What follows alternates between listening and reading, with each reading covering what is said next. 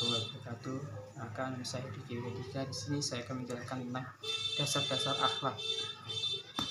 Bab 1. Latar belakang akhlak. Pengkajian tentang akhlak merupakan sebuah kajian yang penting yang untuk dilakukan. Hal ini disebabkan akhlak yang baik kemudian akan berperan sebagai sistem perilaku yang akan menciptakan harmonisasi dalam kehidupan manusia.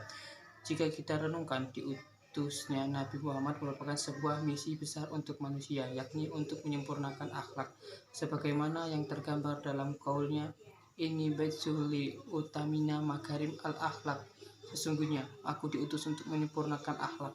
Kesempurnaan akhlak seolah-olah menjadi tujuan utama dari diutusnya Nabi Shallallahu Alaihi Wasallam. Mungkin ini berkaitan erat dengan karakter khas manusia yang merupakan manusia sosial yang tidak bisa lepas dari interaksi dari sesama, sehingga dibutuhkan sebuah sistem yang kemudian akan menciptakan sebuah keharmonisan dalam kehidupan. Akan tetapi, sebelum jauh membahas kajian ini mengenai akhlak, penting kiranya bagi kita untuk mengetahui pengertian, tujuan, dan dasar-dasar akhlak. Tujuan dari pembuatan pembahasan makalah ini adalah untuk memenuhi tujuan mata kuliah. Bab 2. Pengertian akhlak. Kata akhlak berasal dari bahasa Arab kulut yang jamaknya akhlak. Menurut bahasa akhlak adalah pelangi.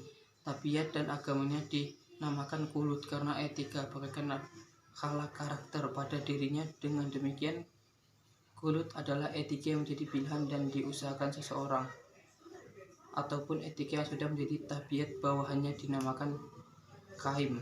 Al-Qaim. Dalam Kamus Besar Indonesia, kata akhlak diartikan sebagai budi pekerti, watak, dan tabiat. Berkaitan dengan pengertian kulit yang berarti agama, Al-Fairuzabat berkata, ketahuilah agama pada dasarnya adalah akhlak. Barang siapa memiliki akhlak mulia, kualitas agama pun mulia. Agama diletakkan di atas landasan akhlak utama, yaitu kesabaran, memelihara diri, keberanian, dan keadilan.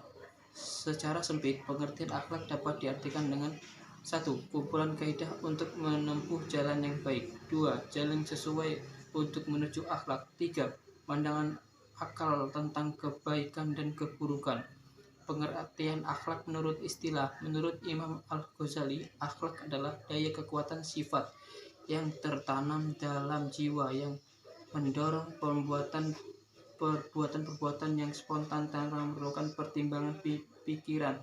Jadi, akhlak merupakan sikap melekat pada diri seseorang dari secara spontan diwujudkan dalam tingkah laku dan perbuatan.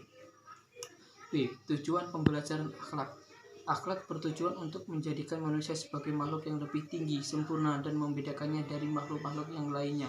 Menjadi suatu hal yang harus dimiliki oleh manusia agar lebih baik dalam berhubungan baik sesama manusia, apalagi kepada Allah sebagai pencipta. Sedangkan pelajaran akhlak atau ilmu akhlak bertujuan mengetahui perbedaan-perbedaan perangai manusia yang baik dan buruk agar manusia dapat memegang dengan perangai-perangai yang baik dan menjauhkan diri dari perangai-perangai yang jahat, sehingga terciptalah tata tertib dalam pergaulan masyarakat. Yang hendak dikehendaki oleh akhlak ialah tindakan lahir manusia. Tetapi karena tindakan lahir itu tidak akan terjadi jika tidak didahului oleh gerak-gerik batin, yaitu tindakan hati, maka tindakan batin dan gerak-gerik hati pun termasuk lapangan yang diatur oleh akhlak manusia. Diketahui bahwanya di dalam tubuh itu ada segumpal daging yang apabila baik pada pula amalnya, dan apabila buruk maka buruk pula amalnya. Dan ketahuilah bahwa ia adalah hati.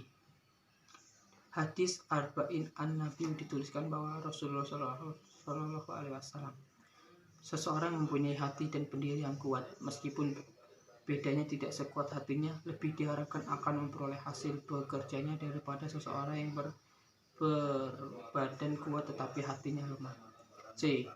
Pengertian akhlak menurut para ahli dalam Islam. 1. Menurut Ibnu Maskawai, menurutnya akhlak ialah hal hali nafsi dayatun laha illa fa'ala min khairi fikri wallaku ruyafin, yaitu sifat yang tertanam dalam jiwa seseorang yang mendorongnya untuk melakukan perbuatan tanpa memerlukan pemikiran dan pertimbangan.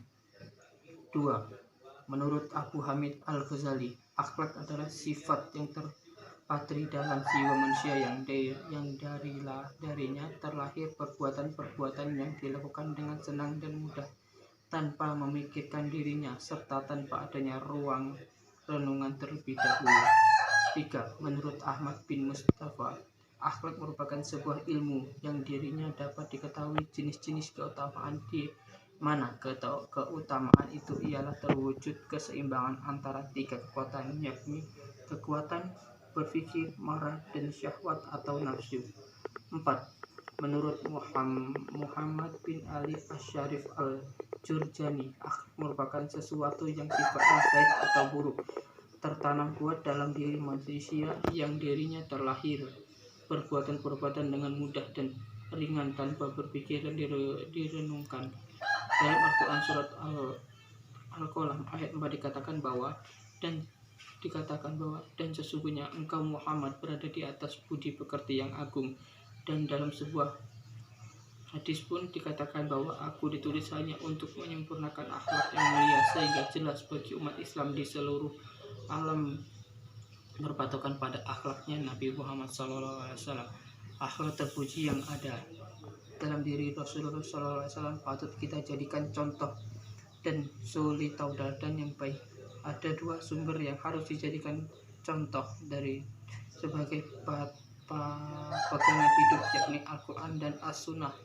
Yang keduanya dijadikan sumber akhlak Islamnya. Jika manusia telah berakhlakul karimah atau akhlak yang baik, mulia, terpuji, insya Allah hidupnya akan jauh lebih baik. D. Macam-macam akhlak. Akhlak terpuji al-akhlaku yumayumdah, yaitu perbuatan baik terhadap Allah, sesama manusia, dan makhluk-makhluk lainnya. Berikut contoh akhlak terpuji. 1.